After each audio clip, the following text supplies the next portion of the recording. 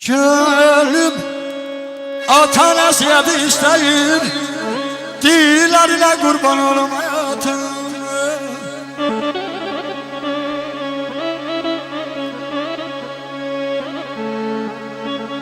İstemişim sevip üstte döyesen, ellerine kurban olum hayatım.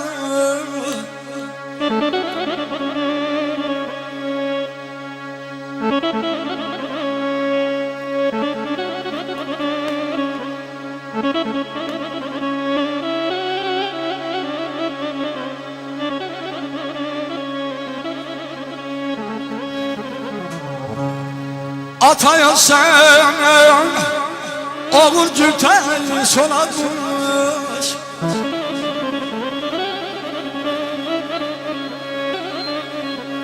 ataya sen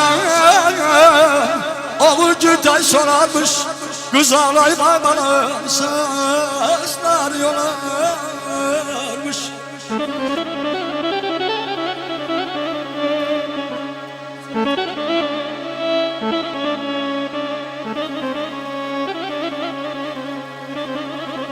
Ataya da ata lazım olarmış, yollarına kurban olum atam.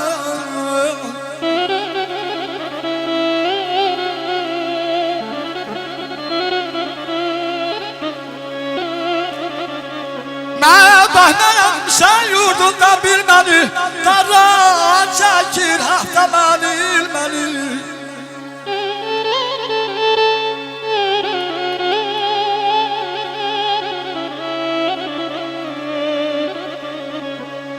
O buldurur, o babeli elmeli. O buldurur, o babeli elmeli. Ellerine, ellerine, ellerine, ellerine kurban olmaya yanıma bana, canıma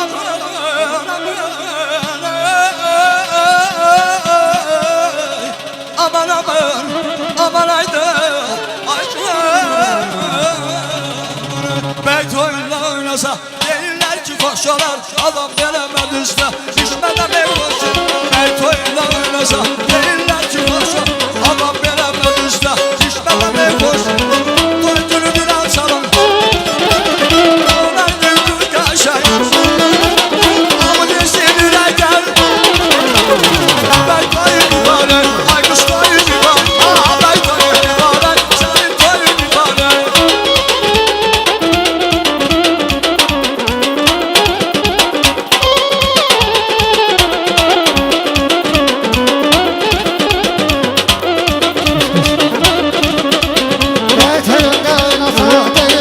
Koşana adam gelemez işte, İsmail sen koşana. Bayt oyunda oynasa